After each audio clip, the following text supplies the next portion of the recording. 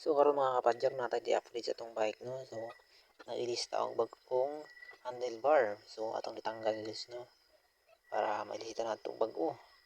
Og ako lang ang napalit sa TikTok og 200 plus lang naman na akong napalit. So ganiha lang abot. So diri ako nagtanggal lang kano para uy natumba pa. So maning bag-o na handlebar. So ako nang nitaon guys.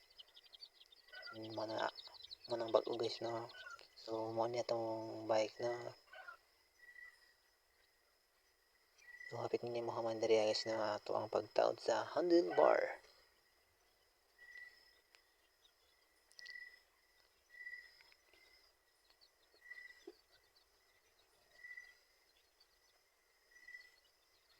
Og atong napahugdan no para lingon no pagkuan na to bisikleta.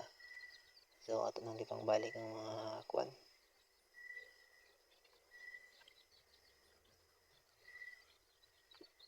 So guys, naman nandiyan guys ano ang pagtaod. So naman yung daan. So